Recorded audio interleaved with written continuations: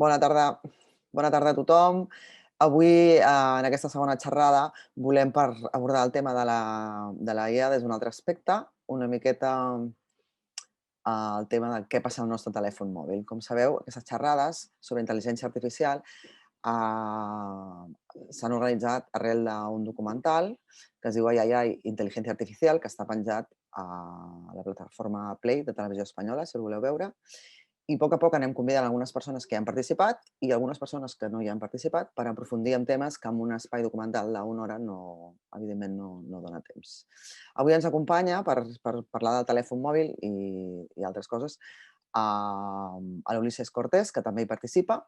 Ell és investigador, és professor de la UPC i és el cap del grup d'intel·ligència artificial d'alt rendiment del Supercomputer Center de Barcelona. Hola, Ulises. Hola, buenas tardes. Hola, bona tarda.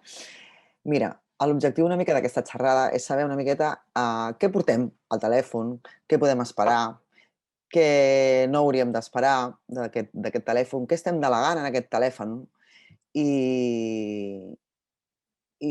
com és el futur de tot el que portem a sobre una miqueta tot el dia gràcies als algoritmes. No? Si et sembla bé, per començar aquesta xerrada, compartim un vídeo. Lo que creo que todos tenemos que tener miedo es de la cantidad de información que están adquiriendo todas las compañías que nos están prestando toda clase de servicios cada vez más baratos por estar en casa. Estamos continuamente aceptando que se guarden en nuestro ordenador, en nuestro móvil, cookies, ¿no? Esas galletas que nos dicen si aceptamos o no que se almacenen, que sirven para registrar nuestra actividad y para decir quiénes somos. Pues ocurre que si estamos, por ejemplo, buscando un móvil que nos queremos comprar, Google sabe en ese momento que nosotros estamos interesados en hacer una compra de un determinado importe y puede ponerse en contacto con nuestro banco para que nuestro banco nos pudiera hacer en ese momento, de manera directa, una oferta de financiación de forma completamente legal, porque hemos dado permiso a que estas cosas pasen, estamos continuamente aceptando clàusules, aceptando cookies, aceptando todo. Què et sembla, Ulises? Quina quantitat de cookies acceptem al dia? Què podem fer? Perquè tot això, i aquí diu també que sempre ha passat, que les cookies, en el fons, són com quan feien enquestes de publicitat, ens preguntàvem què consumíem per oferir-nos allò, i aquí diu que no, que és algo molt més invasiu. Bueno, depende de los nuevos servicios a los que entremos. Es decir, cada vez que tú entras en un servicio, aceptas un número de cookies. O no, porque puedes, a partir de hace un par de años, puedes empezar a negarte a aceptar las cookies. Es una tarea complicada porque toma tiempo y la gente por desidia o simplemente por facilidad decide no hacerlo, no aceptarlas todas por omisión. Pero, claro, una vez que has ido aceptándolas, estas cookies, que son pequeños programas de captura de información, lo que hacen es conectarse los unos con los otros.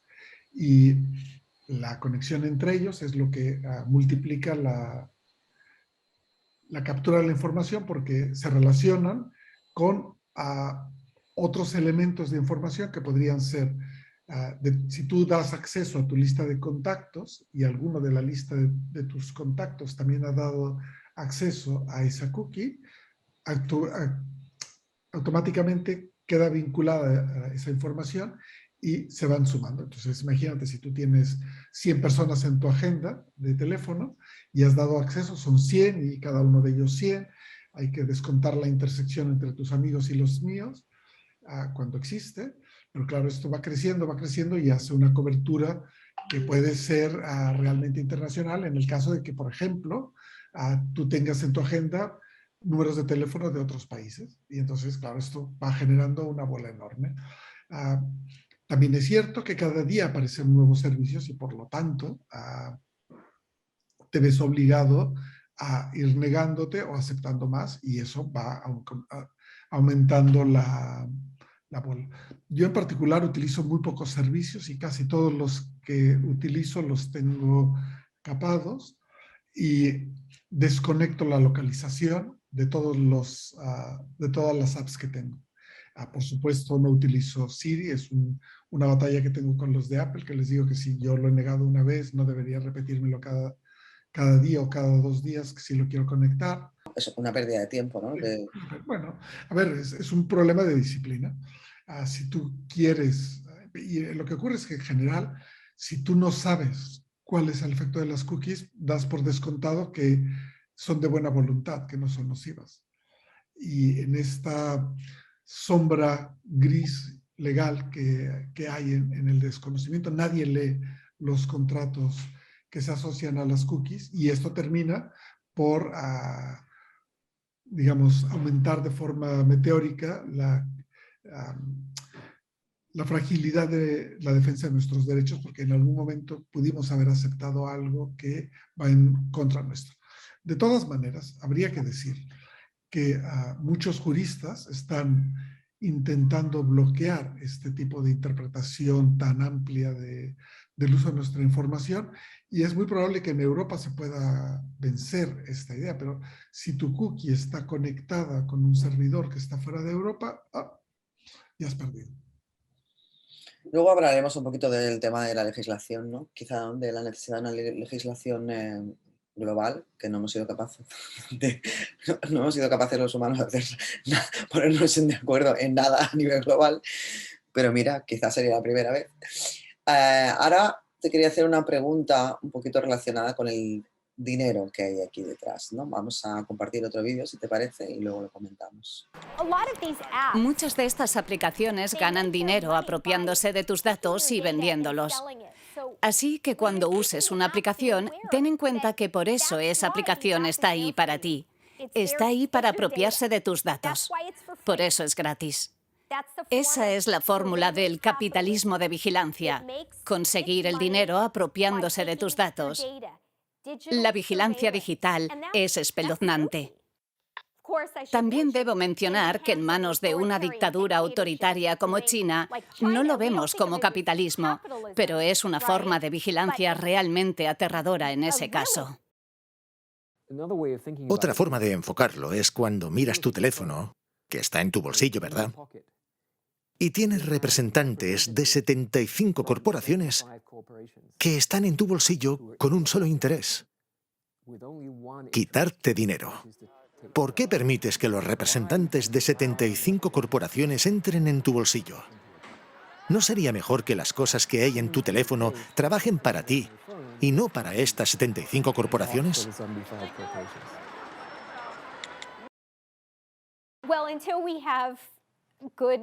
Bueno, hasta que no tengamos una buena regulación de privacidad, yo no tendría a Alexa o a Siri escuchando mis conversaciones en mi casa. Creo que cubriría la cámara de mi ordenador y de mi teléfono, porque la regulación de la inteligencia artificial ahora mismo es el salvaje oeste.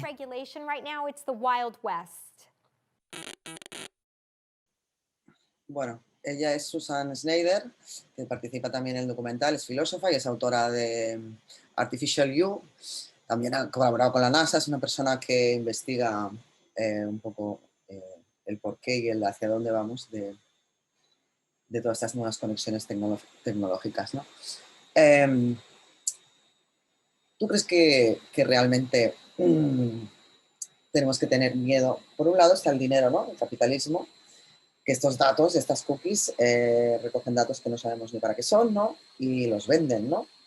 Ella menciona es gratis porque no es gratis, porque en realidad están traficando con tus datos, ¿no? Y luego está lo que sugiere ella también, que bueno, que en manos de un gobierno ya no es cuestión de dinero, ¿no? Entonces, tenemos que tener realmente miedo de que nos rastreen por dinero, que nos rastree un gobierno. ¿Tú cómo lo ves? Sí, hay que tener miedo, definitivamente, pero hay que pensar, o sea, el problema es que los gobiernos no nos han protegido. Aquí el principal culpable de todo lo que está pasando son los gobiernos. Porque yo me puedo imaginar que al principio de Internet y de la aparición de estas apps, un gobierno no se haya dado cuenta, no puede estar atento a todas las cosas y, bueno, asumamos que han podido equivocarse y no nos han protegido. pero después de todo lo que se ha leído, de todo lo que se ha visto, que sean incapaces de hacer ninguna acción verdadera con efectos palpables, le sigue haciendo el mayor de los culpables que hay.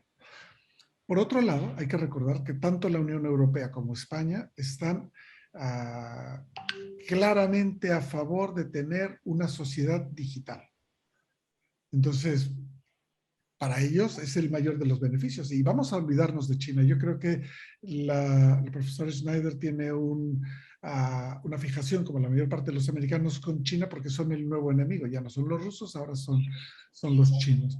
Pero si bien es cierto que los chinos utilizan la información digital para hacer seguimiento de sus ciudadanos, y lo hacen, también es cierto que lo declaran. Y también es cierto que son los que han lanzado legislaciones más duras para que se sepa qué es lo que se hace con los datos. De hecho, han sido capaces, y eso es no solamente una proeza legal, sino también social y tecnológica, prohibir el uso a los menores de edad durante más de 3 horas de sus videojuegos, y solamente pueden hacerlo durante el fin de semana, porque se han dado cuenta que los jóvenes chinos ya no leen por estar pegados a los videojuegos. Y eso es una acción adelante. ¿Qué es dictatorial? Claro, evidentemente a cualquiera le puede parecer dictatorial obligar a un niño a leer antes de jugar a un videojuego, pero bueno, no sé, podríamos sentarnos a discutir sobre el tema. La vigilancia digital es un peligro real. Está produciendo una riqueza enorme, pero no nos la está produciendo a nosotros.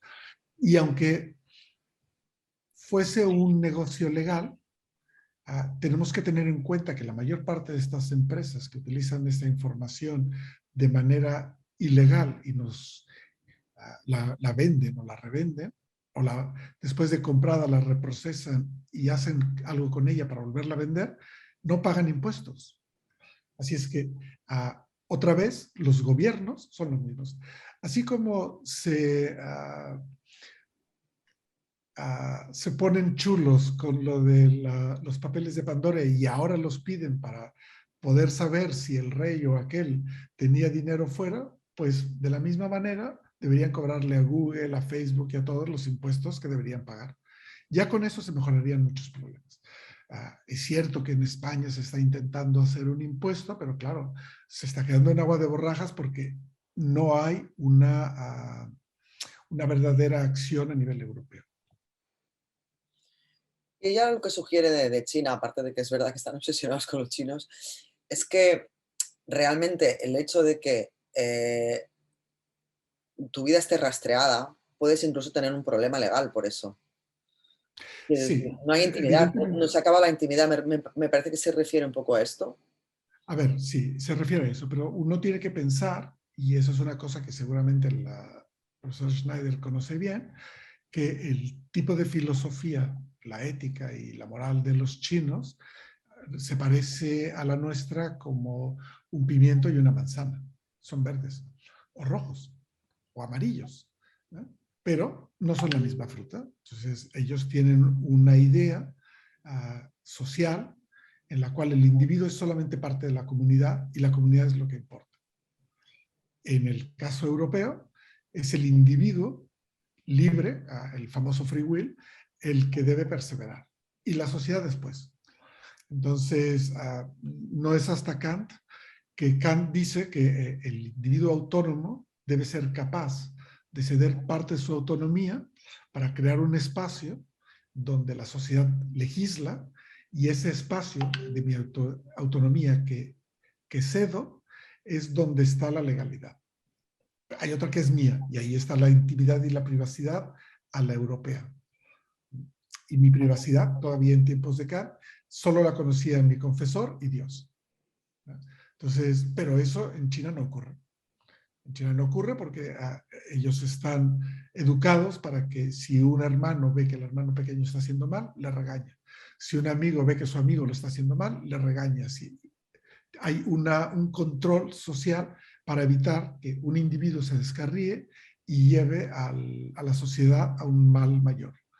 Es cierto que en todas partes hay gente que es mala y que puede utilizar la información que está en la red de una manera equívoca, pero también norma una sociedad que es distinta a la nuestra y como no hay un gobierno global del mundo, lo que tenemos que hacer es entender cuáles son las condiciones de contexto en cada sitio y aprender a contemporizar, pero sobre todo saber cuáles son las razones.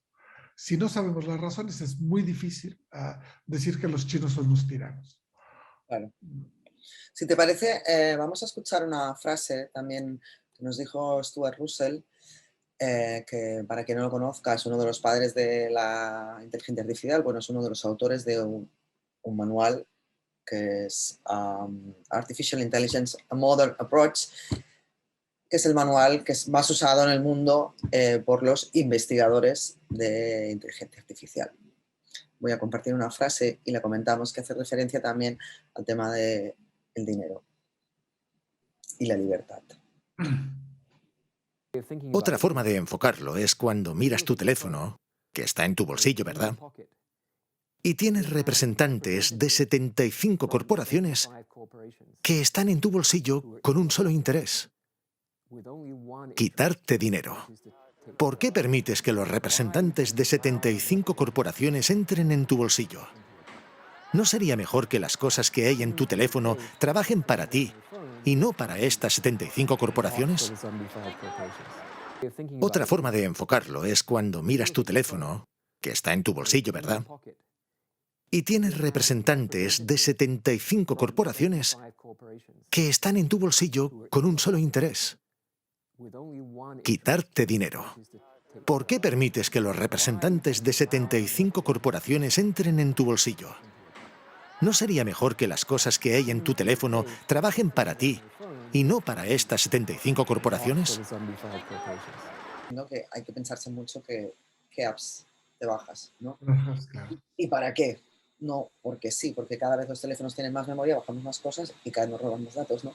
Pero a raíz de esto yo te quería decir que hay muchas personas que lo que están sugiriendo es que deberíamos cobrar por los datos que cedemos. ¿Tú ves eso posible o cómo lo ves? A ver, los micropagos asociados a los datos son una opción. Pero claro, si nos pagan, tendremos que pagar impuestos, ¿eh? Bueno, pero ellos Automáticamente. no están pagando impuestos, ¿no?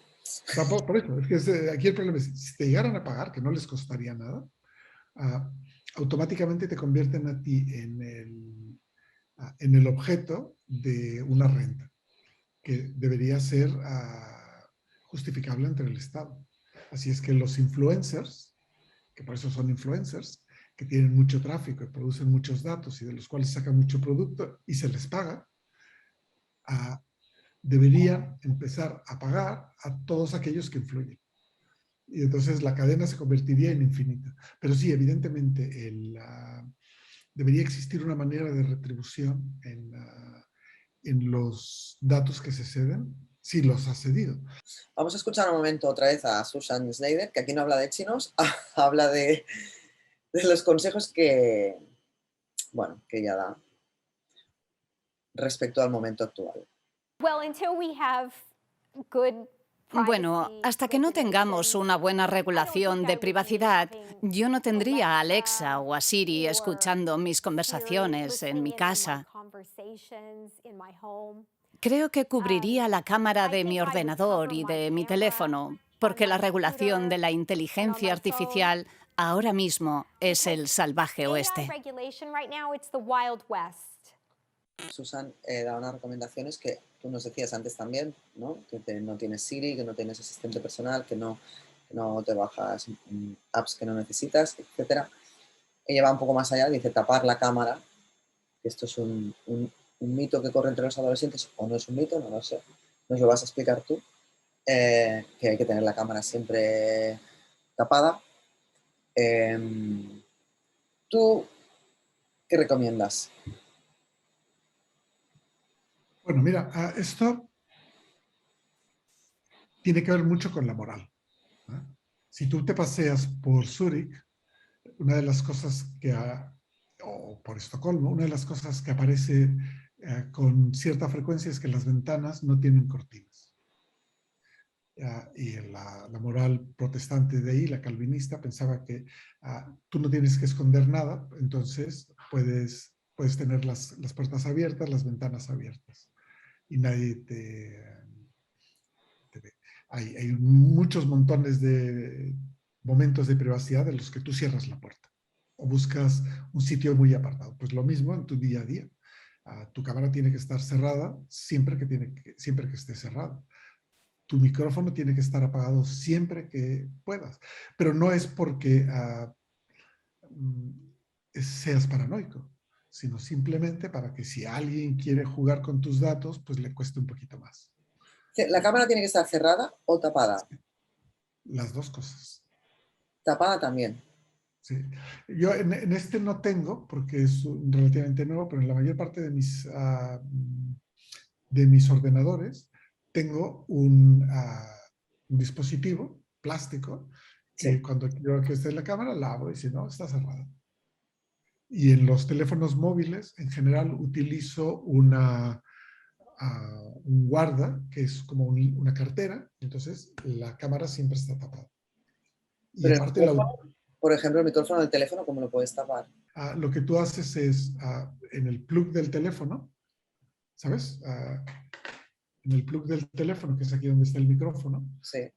tú llevas unos auriculares, lo pones aquí y solamente pones aquel plug que luego deberías conectarle los auriculares.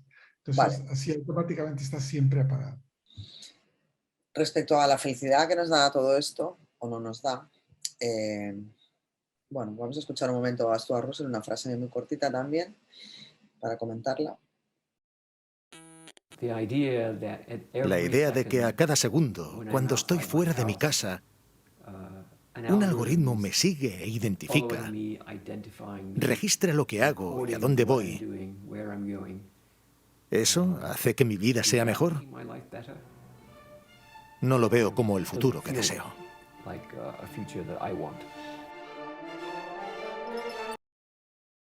Bueno, Stuart, delante de su casa, lo entrevistamos en su casa, tiene un Tesla aparcado y me dijo que era de la primera versión y que no lo usaba nunca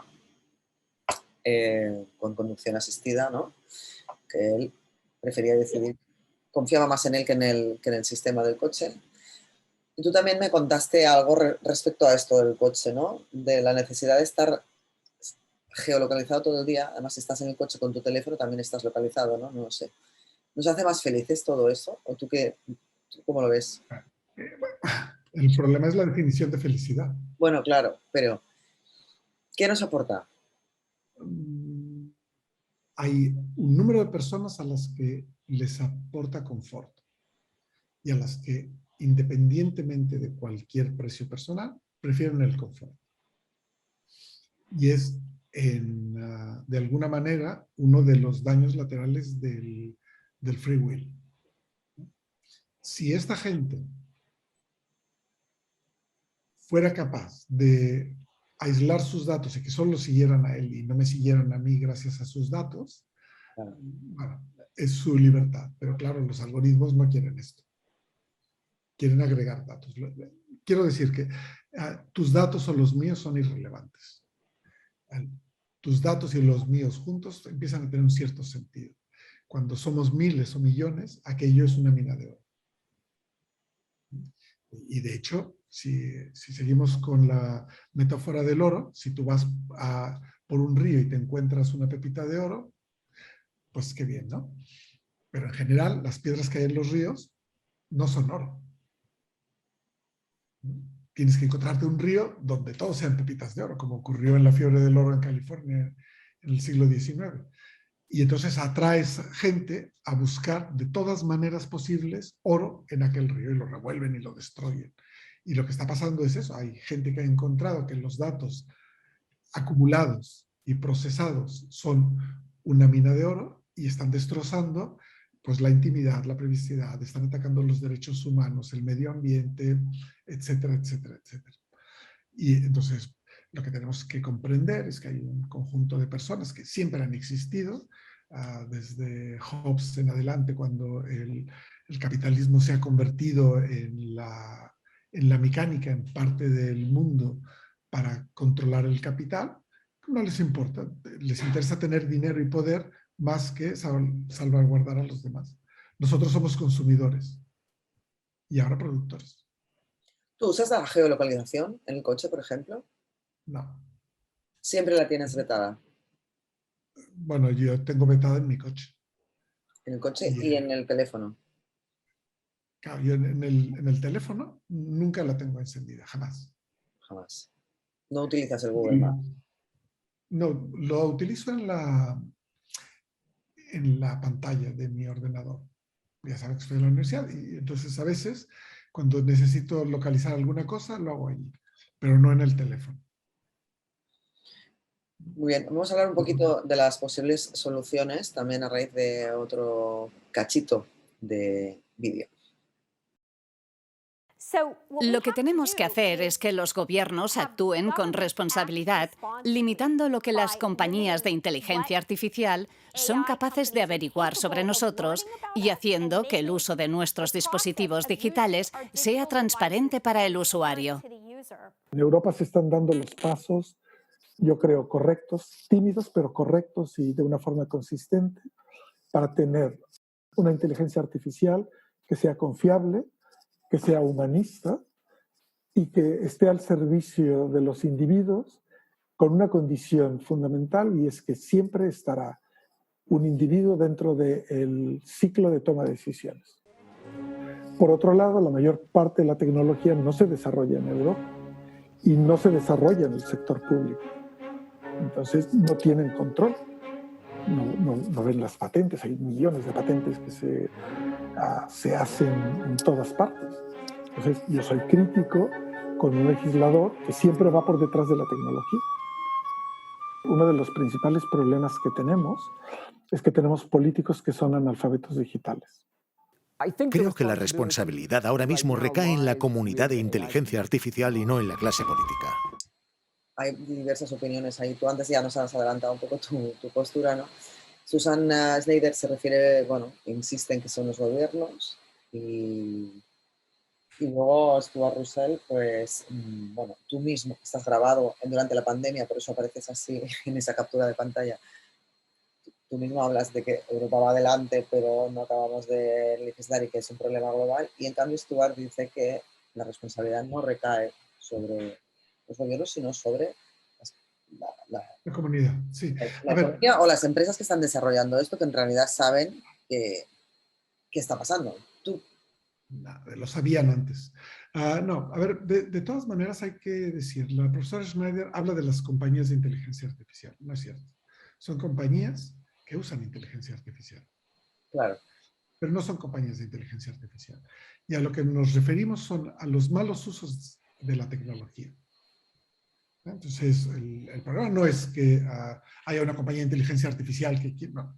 Hay compañías que tienen problemas específicos y para resolverlos utilizan tecnología basada en inteligencia artificial. Y lo que propone Stuart Russell es que eduquemos a la gente de la comunidad para que no lo haga. O para que se limite. Sí, podría ser, pero lo mismo pasa con los fármacos. Los fármacos, antes de ponerlos en el mercado, y ahora nos hemos vuelto todos unos expertos en virología y en vacunas, sabemos que requieren unas pruebas. Pruebas primero de laboratorio, primero de desarrollo, luego de laboratorio, luego en animales, luego en personas, luego tier 1, tier 2, tier 4, 15 años. Lo que no existe para la tecnología digital son sandboxes donde tú puedas probar la tecnología durante al menos 6 meses. Ni un día. Habitualmente lo que hacen las compañías es lanzar una tecnología que está llena de agujeros para que los usuarios la utilicen de manera continua y así corregir los posibles errores que tiene la tecnología. Y amplificar las capacidades, porque otra de las cosas que tienen los beta testers es que siempre encuentran una manera de hacerlo mejor y no les pagas. Entonces, es muy difícil controlar desde la comunidad. Carissa Bellis, que es una filósofa de Oxford, dice que lo mejor es hacer un reset digital. Hacer un reset digital. O sea, apaga y vuelve a comenzar. Y bueno, como idea no está mal, pero yo lo que creo es que antes que nada deberíamos preguntarnos si queremos ser digitales.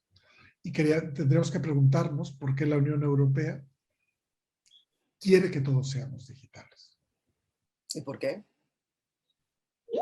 Bueno, ellos piensan que es una idea que nos traerá dinero, que nos traerá a estabilidad, que será más complaciente con el medio ambiente, que alcanzaremos los ODS, pero yo no lo veo. Yo no lo veo porque, claro, cuando tú creas la tierra digital, es decir, la Unión Europea habla, por ejemplo, de Internet of Things. Eso significa que habrá cada vez más sensores en más redes. Por lo tanto, más captación de información. Entonces, no es lo de los chinos, pero es lo de los chinos. Porque la Unión Europea te está pagando todo el dinero habido y por haber por a controlar todos los movimientos que existen en Europa. Y que tú seas un ciudadano digital. Tú te habrás tenido que pagar tu declaración de la renta utilizando las nuevas plataformas digitales de la Agencia Española Tributaria, ¿no? Y si tú eres un experto, pues puedes entrar, pero piensa en los ancianos que no tienen ni siquiera internet. Sí, por supuesto. Hay un desfase generacional brutal y una velocidad. Hay una velocidad además de update de la tecnología que ya no la seguimos, no los abuelos, no. Vamos a ver, ¿tú llevas tu firma digital en tu DNI? Por supuesto, claro. Claro, y tienes un lector de tarjetas asociado para poderla leer en tu ordenador, poder hacer tu autentificación en cualquier portal del Estado, ¿no? Pues eso el 80% de la gente ni sabe cómo se hace. No. Yo no tengo esto ya, yo tengo una firma digital que viene a ser un poco lo mismo, ¿no? Pero la cuestión es que hay algo de productividad, hay como la idea, primero, que si no estás digitalizado como país o como grupo económico, no compites en la carrera internacional económica, ¿no? Y luego la idea de que nos ahorra dinero, que no nos ahorra dinero, nos ahorra puestos de trabajo, pero del trabajo hablaremos otro día, ¿no? Entonces, yo no sé, o sea, si los gobiernos no acaban de regular, y da igual si regulas, porque en realidad estamos hablando de Internet, que es algo global, no sé si hay mucha solución, pero cuando hablas de un reset, que es un apagón y volver a empezar con unas directrices nuevas y limpias. Sí, esa que fue lo que hizo China. Pero lo hizo aisladamente. Son 1.000 millones. Claro. Está bien. Tú propones que la Unión Europea haga esto, que apaguemos y volvemos a empezar. Sí. Pero que la gente sea respetuosa. Cuando es en China, todo el mundo, la mayor parte de la gente respetó. ¿Por qué los chinos pueden hacerlo? Pues porque tienen capacidades tecnológicas y legislativas importantes. Dijeron, todo apagado, todo apagado. Todo apagado. Bueno, el otro día Ramón López de Mantras nos sugería, le hice la misma pregunta que a ti, ¿tú qué recomiendas? Y me dijo, dieta digital. Bueno, pero claro, la dieta digital tiene un problema. Y es, ¿tú sabes qué es lo que te engorda y lo que no te engorda? ¿Qué es lo que te causa colesterol o no de lo digital? En el fondo, si hablamos de dietas y medicina, las apps son como sanguijuelas. Que te sacan la sangre. Tiempo y datos. ¿No? Entonces, te sacan la sangre y la utilizan para otras cosas. Entonces, ¿qué es? Yo entiendo lo de la dieta digital y es un buen consejo, pero nada mejor que un apagón. Pagar y decir, estas son las nuevas reglas. ¿Quieres jugar? Vale, adentro. ¿No quieres jugar? Fuera. Y limpiamos todo el rastro que hemos dejado en... Sí, eso. Porque esto de hacer una abstinencia de horas, me abstengo 17 horas al día, y luego las otras consumo como loco, pues puede ser todavía más pernicioso, creo yo. Ahora Pero sí, me gusta lo de los chinos.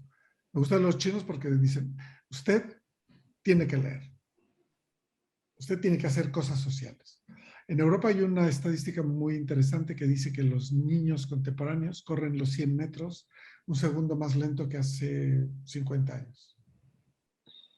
En medio. Y eso es porque están más tiempo sentados. Más videojuegos. Y no solo nos chupa tiempo, ¿no? Todo esto y energía. También modifica un poquito nuestros pensamientos, de alguna manera, ¿no? Vamos a compartir un poquito un vídeo y hablamos del otro gran temazo. El otro día tú me mandaste esta noticia. Bueno, dice, las redes sociales crean adicción, depresión, disfunción social, tal vez extremismo y polarización de la sociedad. Vamos a hablar un poco al respecto de esta polarización de la sociedad.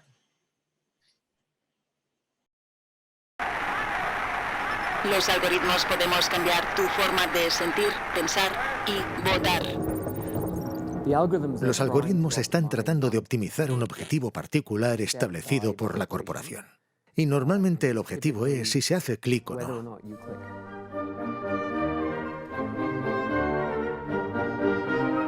El impacto que puede tener un algoritmo de inteligencia artificial, no solo tenemos que centrarnos en el impacto más aparente de, por ejemplo, el otorgarme o no un crédito, o, por ejemplo, recomendarme alguna película. Hay impacto mucho más profundo, incluso impacto en la forma en la que pensamos.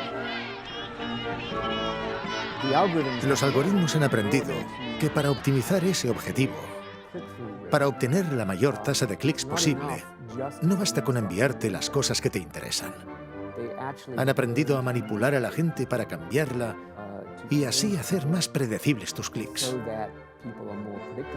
Y no les importa cómo te están cambiando. Ese proceso ha creado una separación social hacia diferentes extremos con consecuencias muy negativas para el mundo.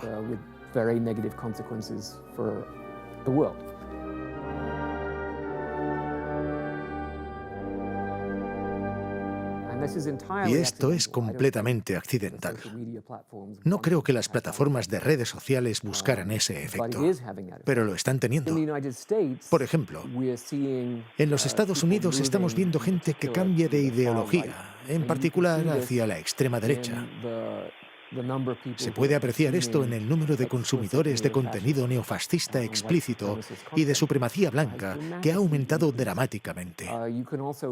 También si miras lo que YouTube está recomendando a la gente que vea, las categorías más comunes son vídeos extremadamente violentos.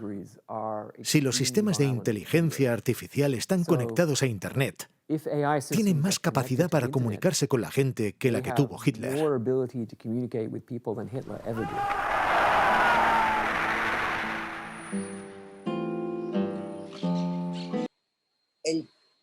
Parla, evidentment, hi ha molts casos als Estats Units que ha passat això, dels clics que et prediuen, que intenten, bueno, d'alguna manera, manipulen una mica el teu pensament, no? Si només veus sempre el mateix, no? Però, traslladat aquí, a la nostra realitat més local, ¿eso también pasa aquí? Sí, pasa en todas partes. De hecho, uno de los elementos que ahora estamos viendo que confluyen es, en España, se ha puesto de moda las enfermedades mentales. Rajoy las sacó en el Congreso y cada vez tenemos un interés mayor. Y nos hemos dado cuenta que, por otro lado, el sistema de salud está desarbolado y habría que invertir allí. No van a invertir. Pero una de las cosas que está ocurriendo es que se achaca a la pandemia. Si tú eso lo sumas a los informes que se han presentado en el Congreso de los Estados Unidos de la información que tenía Facebook, del daño psicológico que causa Facebook a los jóvenes y que lo mantuvieron escondido, te das cuenta que más horas en tu casa, aislado y consumiendo más este tipo de redes, puede causar problemas muy graves y sobre todo en gente, en los usuarios menos formados. Estamos hablando de adolescentes que hacen videojuegos, hacen videollamadas y están todo el día conectados en redes. Y han dejado de informarse del mundo a través de los medios tradicionales como la televisión, la radio o los periódicos. Entonces, tú no sabes, a pesar de que los periódicos todos tienen una ideología y tienen sus propios intereses, lo que tú no sabes cuáles son los intereses ni la fiabilidad de los productores de información en la red. Y claro, se producen cosas terribles. Sin contar, porque el siguiente efecto que veremos será el aumento del consumo de pornografía. Cuando veamos, claro, la gente cada vez está más aislada, se está en su casa, pues evidentemente la siguiente línea de consumo será la pornografía. Pero es que nadie habla de ello, pero habría que hacer simplemente un poquito de búsqueda y lo encontrarías. Y de hecho, cada vez hay muchas más redes dedicadas explícitamente a esto. Entonces, algo hay, ¿no? La Pero sí, entonces está polarización, cambiando. ¿quieres decir que algo hay de polarización o de...? De polarización en temas como, por ejemplo, las dietas, por ejemplo, las ideologías políticas, por ejemplo, el uso de pornografía, el aumento de la violencia. Cada vez tenemos que el acceso tanto a la compra de armas o a la violencia genera unos cambios digamos, de hábitos y de forma de pensar que no podemos controlar. ¿Y la polarización política crees que también se está produciendo, por ejemplo, en España, Hombre, claro, a través de las redes? ¿Y cómo va? Sí, sí. Bueno, a ver, uno se tendría que preguntar si realmente cree que después de tantos años de transición había tanta gente de pensamiento de ultraderechas como para tener 50 representantes en el Congreso de los Diputados. Es una pregunta. ¿Había tanta gente de ultraderecha escondida en el PP que ha perdido la vergüenza y ha salido del armario? Esta es una pregunta retórica, ¿eh? Lo mismo pasó en Andalucía. Entonces, es evidente que ha habido unos mecanismos que han hecho que toda esta gente que ya o era afín o estaba muy cerca, se haya desinhibido. 50 parlamentarios, ¿eh? La barrida que le pusieron a Podemos fue notable. Y hay que recordar que los primeros que utilizaron de manera extensiva las redes en España fueron los de Podemos. Y crearon campañas realmente exitosas para movilizar el pensamiento. Como dice esto Russell, es muy probable que de origen no fuera el objetivo, pero técnicas de modificación del pensamiento político se utilizan desde la aparición de la televisión. Sí. Esto simplemente ha sido un mecanismo que en vez de llegar a la televisión donde estás sentado con tu familia y puedes discutirlo, te llega a ti solo y eres tú que discutes con una máquina y gente que opina de la misma manera. Entonces, claro, otra vez, gente con menos lectura, gente con menos reflexión, pues llegas a eso. Bueno, y algoritmos que una vez ves un contenido solo te proponen ese tipo de contenidos, ¿no? Bueno, eso es un fenómeno muy estudiado. Lo conocemos y nadie lo... No hay una manera clara de legalmente atacarlos en el sentido de que dejen de usarse. Porque en el fondo el algoritmo solamente es una estratificación de tus propios intereses. Pero tus propios intereses dependen de la edad que tienes, no sabes los que son. Porque para tener intereses variados hay que tener una oferta variada. Entonces no le dejes a la gente utilizar Internet a cierta edad. Bueno, o prohibir determinado tipo de algoritmos. Quiero decir que lo más popular no es siempre lo mejor. Y una cosa, yo creo que tendría que estar hasta prohibido según qué edades. Claro. Es lo que te digo. Porque si tú tienes un bagaje, puedes escoger y puedes buscar lo que quieres. Si te limitas a consumir lo que propone el algoritmo siempre va a proponer lo mismo, porque ahí es donde cree que tú tienes interés, ¿no? Pero si tú no has tenido un recorrido por información o un recorrido vital, te vas a quedar en una ventana, en la primera, ¿no? Sí. Pero bueno,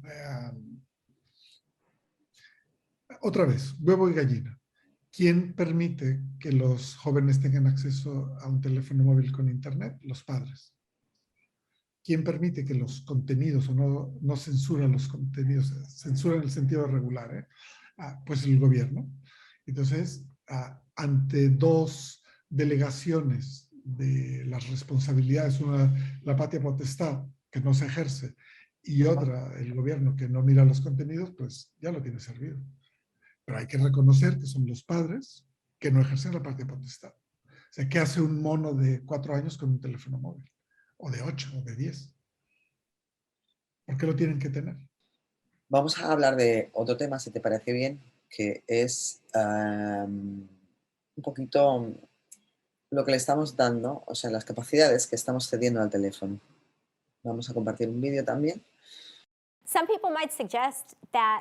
Hay quien sugiere que este tipo de cosas ya están sucediendo cuando delegamos ciertas habilidades mentales a nuestros iPhones o Androids.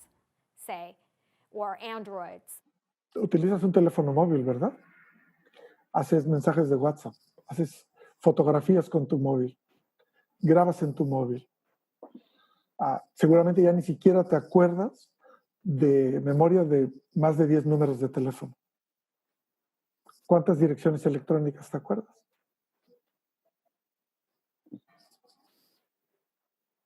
Tus mecanismos cognitivos han cambiado gracias o por desgracia a la inteligencia artificial. ¿Te acuerdas de cómo sacar una raíz cuadrada? Cosas que no sabes porque simplemente no has tomado la precaución de recordar, vas y las buscas en Internet. Y el buscador de Google es una herramienta de inteligencia artificial. ¿Las podemos enumerar, Luis, las capacidades que estamos delegando y empezando a olvidar? ¿Cálculo, orientación? ¿Qué podría ser? ¿Memoria? No, yo creo que no ocurre igual en todas las personas, pero es evidente que la memoria, sí. Es evidente que las capacidades de cálculo, sí. Calcular de memoria sumas, restas, volúmenes, distancias, tiempos. Es evidente que la orientación también se pierde. La gente utiliza Google Maps, como tú decías, para llegar a los sitios. Es una discusión eterna que yo tengo en casa. Si utilizar mapa o no utilizar mapa. Mapa en Google. O tener un GPS. Yo soy de los que prefiero ver el mapa y llegar a donde voy. Y inventarme yo mismo el mapa y soy de los de caminar y acordarme los nombres de las calles y cómo hacerlo. ¿Por qué? Porque si hay un apagón no te sabes orientar, pierdes esa capacidad. Pues no, pero yo creo que es una formación distinta. Yo tenía mapas en papel y los sé leer. Hay gente que no lo sabe leer. Y ya está. Es simplemente tú tienes una formación y quieres utilizar las cosas. Tú puedes utilizar el Google para buscar muchas cosas, facilita la vida, pero yo no creo que a un niño tengas que ponerle la herramienta para que busque más rápido. Se trata de que se acostumbre a los libros, o es que queremos hacer desaparecer los libros. Yo tengo una encuesta de una asignatura de las que imparto en la universidad, que había un comentario de un alumno que dice, este es un mal profesor que nos hace leer libros enteros. Pues ahí mismo. Y son universitarios, ¿eh? Hay una historia, cuando empezaron a ver libros, y se empezó a utilizar la escritura para fijar la memoria y las historias, ¿no? Se pasó del oral al escrito. Los detractores, que siempre como con cualquier cambio, aunque fue mucho más lento ese cambio, los detractores de los libros argumentaban que al transmitir algo en un papel, que ya no, porque es que antes la gente se sabía historias y novelas y obras de teatro de memoria, ¿vale? Y se transmitían así oralmente, pero largas, realmente largas. Entonces, argumentaban los detractores que al fijarlo en un papiro o en una tablilla o algo, eso era una capacidad que el hombre perdía, porque el hombre se iba a quedar sin memoria. Más o menos. De hecho, primero en Egipto y luego en Platón aparece esta nota de crítica a la escritura. Y en cuanto a la memoria, hay que recordar que la Ilíada era un canto para ser cantado a voz. Exacto, se la sabían de memoria, ¿no? Se sabían de memoria. Pero la Ilíada es un cuento pequeño, si lo comparas con el Mahabharata o con el Ramayana, que son como 5 o 6 veces más grandes y también eran para ser cantados. Sin embargo, ni hemos perdido la memoria ni han desaparecido. No. Aquellos textos se conservan porque los hemos escrito. Y la memoria sí hemos perdido bastante memoria. Un ejemplo interesante es el ábaco. El ábaco es un mecanismo mecánico Por eso es mecanismo que te ayuda a aumentar tu velocidad de cálculo, pero no la sustituye. No la sustituye, la complementa. La complementa. Y entonces, lo que deberíamos esperar de los computadores es que complementen nuestras capacidades. Entonces, como una extensión, están bien, pero no como una sustitución. Y es aquí donde está el debate. De momento son una extensión. Un mínimo de no. orientación necesitas para seguir la bolita, y para hacer un cálculo también necesitas plantearlo. Para hacer una traducción, todavía ni siquiera el mejor traductor que hay de inteligencia artificial no es 100% fiable, necesitas revisarlo, ¿no? Pero ¿y tú crees que los traductores humanos son 100% fiables? Hay no, que hay recordar... 100%, pero bueno, es mejor que el mejor traductor que hay inteligente ahora mismo. Que esto puede cambiar, pero es mejor. Sí, el traductor es bueno, claro. Dante ya lo decía, traductore traditore. Lo que yo no quiero es que la gente solo utilice los traductores automáticos en vez de mejorar su capacidad de bilingüe. Para ser políticamente incorrectos, es ilógico que en cualquier país se niegue la posibilidad de ser bilingüe, porque ser bilingüe significa ser más plástico. Y una de las características típicas de este país donde vivimos es que somos bilingües, o la gente es bilingüe, yo no. Pero, y que alguien desde el Estado te quiera quitar el idioma, tu idioma materno, pues está muy mal. Pues lo mismo con los traductores. Tú tienes que promover que la gente con el traductor se ayude en un caso de necesidad, pero que siempre busque aumentar sus conocimientos lingüísticos, porque es bueno para su cerebro, es bueno para todos. Comprendemos más a los demás y entendemos mejor su idioma. Muy bien, si te parece, ya para acabar, muchas gracias ya por todo lo que nos has contado sobre la cantidad de cosas que deberíamos no hacer para seguir siendo un poco más personitas. Ahora vamos a ver un poquito más allá, ¿no? Un corte de Susan en el que, bueno, nos habla de qué pasaría si esta memoria que estamos delegando en los teléfonos estuviera ya en un chip dentro de nuestra cabeza, que hay quien habla de esto, ¿no? Si te parece, vamos a verlo. No creo que debamos tratar esto como algo inevitable, que solo porque tengamos teléfonos inteligentes debamos poner chips dentro de nuestras cabezas. Porque entonces una parte de nuestro cerebro sería propiedad de una compañía tecnológica. Ahora supongamos que tienes un chip cerebral y todos tus recuerdos de cómo tu hijo está creciendo están copiados en la nube. Ya no están almacenados en tu propia mente. ¿Qué pasa si pierdes el control financiero de tu suscripción? ¿Qué pasa si no puedes pagarla?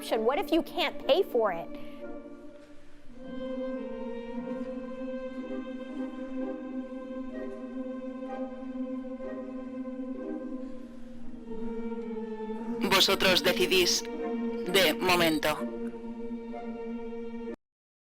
Esto que sugiere Susan, de alguna manera está pasando ya, ¿no? Porque muchos de nosotros usamos, por ejemplo, para nuestros recuerdos fotográficos, que son imágenes, al fin y al cabo, nuestro archivo fotográfico, estamos colgándolo en el iCloud o en Dropbox o no sé qué, automáticamente, que ya se paga. Y si lo dejas de pagar, lo pierdes.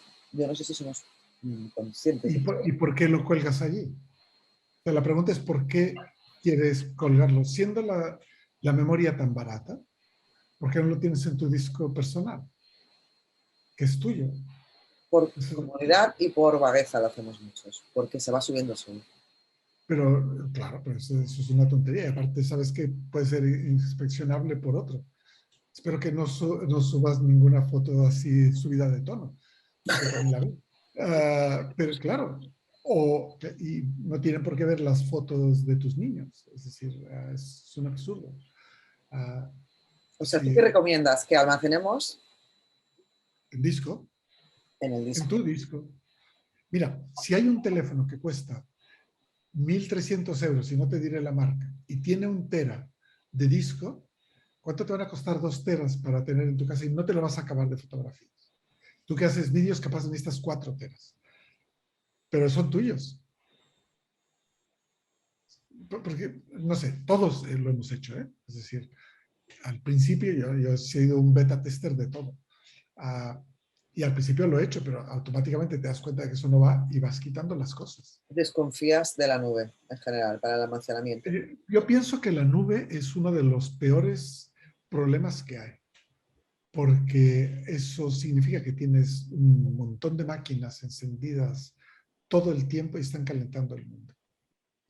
Y desde el punto de vista Globalmente, o sea, del medio ambiente. ecológico, pues claro, y aparte probablemente tus discos de nube están en Suecia.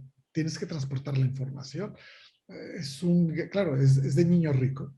Gente que no piensa en el dispendio económico que significa eso. Porque claro, como es gratis, es inmediato, ¿no? Who cares? Pero realmente yo no soy nada de nube.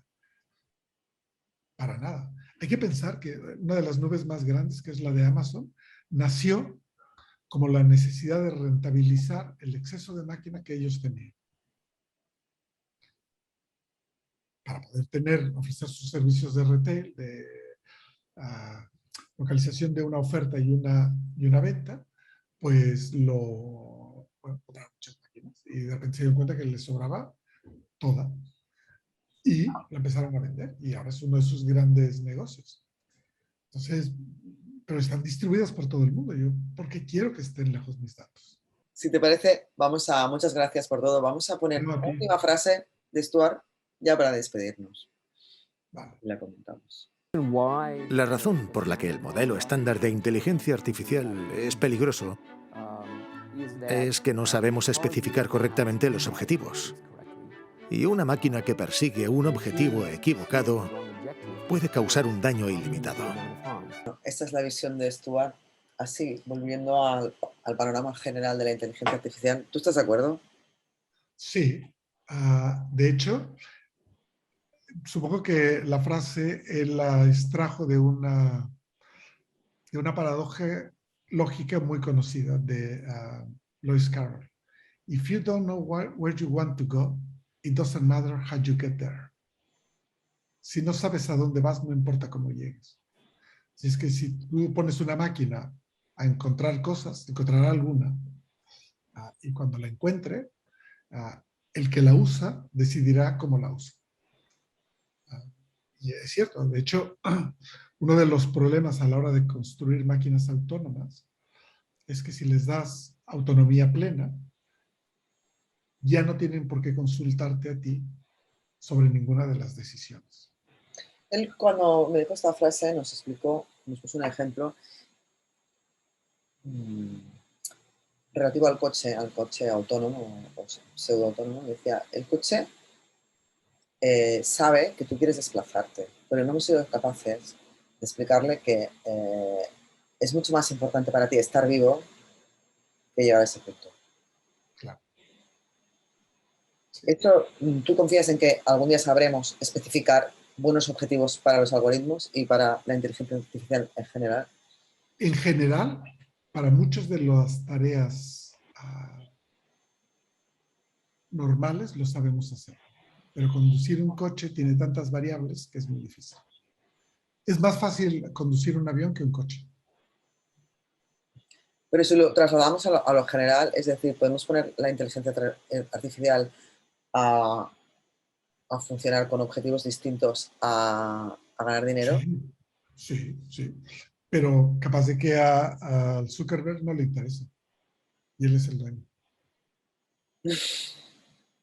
Todo resumido. Pues nada.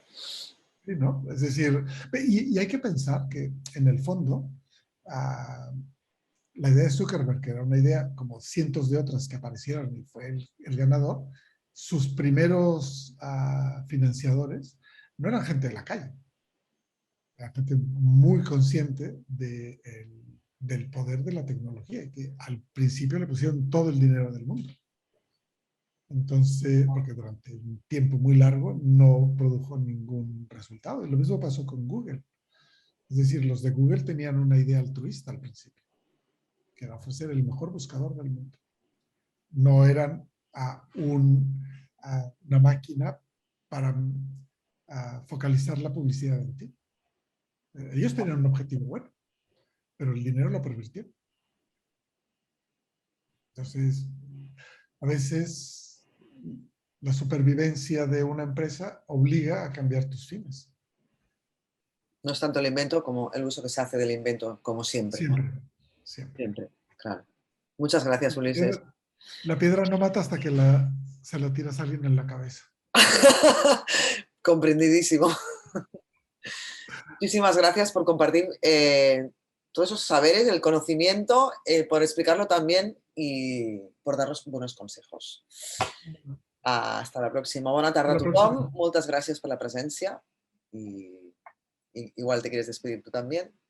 Pues muchas gracias a todos. Ya nos veremos en la próxima. Hasta luego. Que lo disfruten. Hasta luego. Adiós a tothom. Adéu.